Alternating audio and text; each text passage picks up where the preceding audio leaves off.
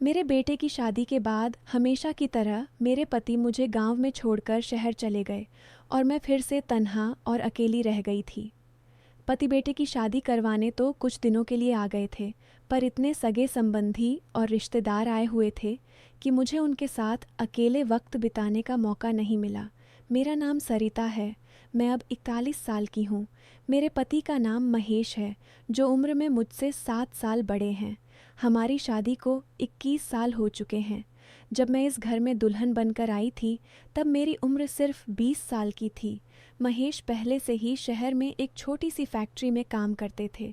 गांव में उनका पुराना मकान था, खेत थे, लेकिन वो हमेशा शहर की तरफ ही खींचे रहते थे। शादी के बाद उन्होंने मुझे गांव में ही रहने को कहा, क्योंकि बच्चों की परवरिश गांव के माहौल में बेहतर होती है। हमारे 2 बच्चे हैं, एक बेटी और एक बेटा। बेटी की शादी 2 साल पहले हो चुकी थी, लेकिन बेटे की शादी में हमने पूरा गांव बुला लिया था। इतना खर्च हुआ कि खेत गिरवी रखने पड़े, बैंक से लोन लिया, रिश्तेदारों से उधार मांगा। महेश कहते थे, चिंता मत करो सरिता, शहर में मैं और ज़्यादा मेहनत करूँगा, कर्ज धीरे धीरे उतर जाएगा। लेकिन बेटे की शादी के बाद जब वो वापस शहर चले गए, तो फिर वहीं पुरानी तन्हाई मुझे घेर ले गई। मैं दिन भर खेतों में काम करती, घर संभालती, बेटे और बहू को देखती, लेकिन रात को जब बिस्तर पर लेटती तो दिल में एक खालीपन सा हो जाता।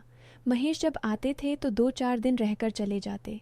मैं उनसे कहती, मुझे भी शहर ले चलो, मैं वहाँ लोगों के घरों में काम कर लूँगी, थोड़ा बहुत कर्ज उतर जाएगा। वो कहते, शहर का माहौल अच्छा नहीं है, तुम्हें तकलीफ़ होगी। लेकिन मैं जानती थी कि असल में वो अकेले रहने के आदी हो चुके थे। मेरी बचपन की यादें भी बहुत दर्द भरी हैं। जब मैं 10 साल की थी तब गांव में भयंकर बाढ़ आई थी। मेरे माता पिता खेत में काम कर रहे थे, मैं घर में अकेली थी। अचानक पानी घर में घुसने लगा। मैं डर के मारे दरवाजे पर खड़ी हो गई, आवाज़ भी नहीं निकली। पड़ोस वाले चिल्ला चिल्ला कर मदद मांग रहे थे, लेकिन मैं हिल भी नहीं पाई। जब पानी कम हुआ तो पता चला कि मेरे माँ बाप दोनों बह गए थे। गांव वालों ने मुझे दोष दिया कि मैंने मदद क्यों नहीं मांगी। चाचा चाची मुझे अपने पास ले गए, लेकिन उन्होंने मुझे कभी अपना नहीं समझा। सारा घर का काम मेरे ज़िम्मे, कोई गलती हुई तो मार। 18 साल की उम्र में उन्होंने महेश से मेरी शादी कर दी, क्योंकि महेश की नौकरी थी और वो बिना दहेज के राज़ी हो गए थे। शादी के बाद मैं महेश को बहुत चाहती थी। पहली रात जब वो मेरे पास आए तो मैंने सोचा अब मेरी ज़िंदगी बदल जाएगी, लेकिन उन्होंने मुझे सिर्फ एक जिम्मेदारी समझा। वो कहते थे, सरिता, मैं तुम्हें पत्नी का हक दूंगा, लेकिन दिल से प्यार नहीं कर पाऊंगा। मेरा दिल पहले वाली के पास रह गया है। उनकी पहली पत्नी की मौत कैंसर से हुई थी। मैं चुपचाप सहती रही। बेटी हुई, फिर बेटा। मैंने दोनों को अकेले पाला। महेश महीने में एक बार आते, पैसे देते और चले जाते। मेरी जवानी अकेलेपन में सूख गई। बेटे की शादी के बाद कर्ज का बोझ इतना बढ़ गया कि मैंने फैसला कर लिया, अब मैं भी शहर जाऊंगी। बेटे और बहू को गांव के घर में छोड़कर मैं महेश के पास पहुंच गई। महेश का किराए का छोटा सा फ्लैट था, एक बेडरूम, एक छोटा सा हॉल और किचन। उन्होंने मुझे देखकर कहा, ठीक है, अगर तुम्हें तकलीफ नहीं है तो 2-4 घरों में काम कर लो। मुझे 2 घर मिल गए, एक में खाना बनाना, दूसरे में साफ सफाई। शहर के लोग अच्छे पैसे देते थे। मुझे लगा अब कर्ज जल्दी उतर जाएगा और शायद महेश के साथ कुछ अच्छा वक्त भी गुजर जाएगा। कुछ दिन अच्छे बीते। मैं सुबह जल्दी उठकर काम पर जाती, शाम को थक कर लौटती। महेश भी अपनी फैक्ट्री से आकर मुझसे बातें करते। लेकिन एक रात अचानक मौसम बदल गया।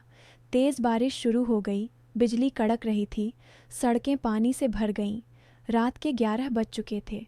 तभी दरवाजे पर ज़ोर ज़ोर से खटखटाहट हुई। महेश ने दरवाज़ा खोला तो 3 नौजवान खड़े थे, उम्र 30-35 के आसपास, कपड़े भीगे हुए, एक के हाथ में बड़ा सा बैग था। उन्होंने कहा, भाई साहब, हम व्यापारी हैं, कार खराब हो गई, बारिश में फंस गए हैं, एक रात की शरण दे दो, सुबह निकल जाएंगे। महेश ने बिना सोचे उन्हें अंदर बुला लिया। मैंने सोचा यह ठीक नहीं है, अनजान लोग हैं, लेकिन महेश बहुत भरोसेमंद हैं। उन्होंने उन्हें हॉल में ठहरा दिया, कहा, आराम से रहो। मैंने रसोई में जाकर चाय और कुछ पराठे बना दिए। जब मैं ट्रे लेकर गई तो उन तीनों की निगाहें मेरे ऊपर टिकी हुई थीं। मुझे अजीब सा लगा, लेकिन मैं चुपचाप अंदर चली गई। थोड़ी देर बाद उन्होंने अपनी बैग निकाली और शराब की बोतलें बाहर निकालीं। महेश को भी बुलाया, वो भी बैठ गए। मैं बेडरूम में लेट गई, लेकिन नींद नहीं आ रही थी। बाहर हंसी ठहाके, शराब की बोतलों की आवाज़ें आ रही थीं। महेश नशे में धीरे धीरे बोलने लगे। करीब 1:30 बजे सब शांत हुआ। महेश कमरे में आए, बिस्तर पर गिर पड़े और गहरी नींद सो गए। आधी रात को अचानक हॉल से फुसफुसाहट और तीखी आवाज़ें आने लगीं।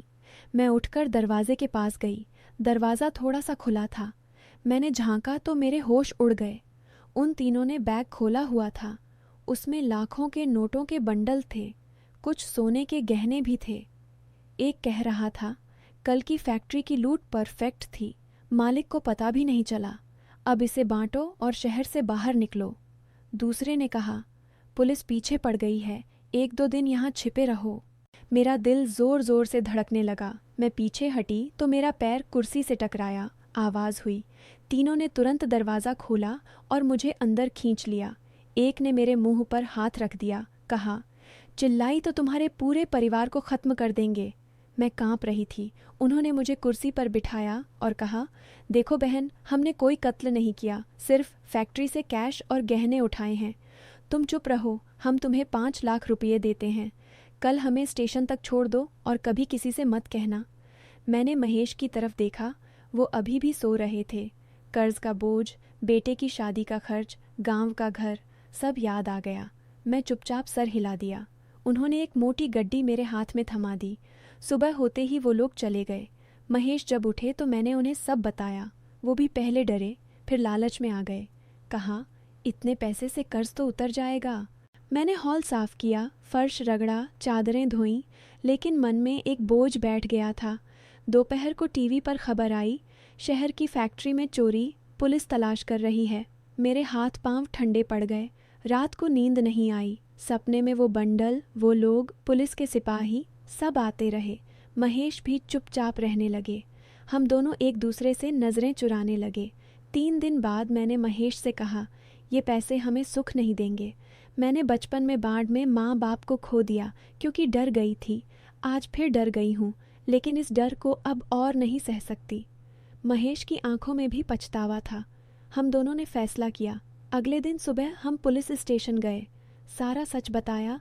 जो पैसे बचे थे वो सौंप दिए। पुलिस ने हमें हिरासत में लिया, केस चला। जेल में बैठकर मैं सोचती हूँ कि लालच ने हमें कहाँ पहुँचा दिया, लेकिन दिल हल्का है। बेटे ने फ़ोन पर कहा, माँ, आपने सही किया। अब जब भी कोई आसान रास्ता दिखता है तो याद आता है कि गलत काम का पैसा कभी चैन नहीं देता। साथी, यह कहानी आपको कैसी लगी? मोरल: लालच बुरी बला है। ईमानदारी से जीने में जो कष्ट है वो भी मीठा है। गलती करने पर पछताना और सुधारना ही असली हिम्मत है। गलत रास्ते पर चलकर कभी सुखी नहीं हुआ जा सकता।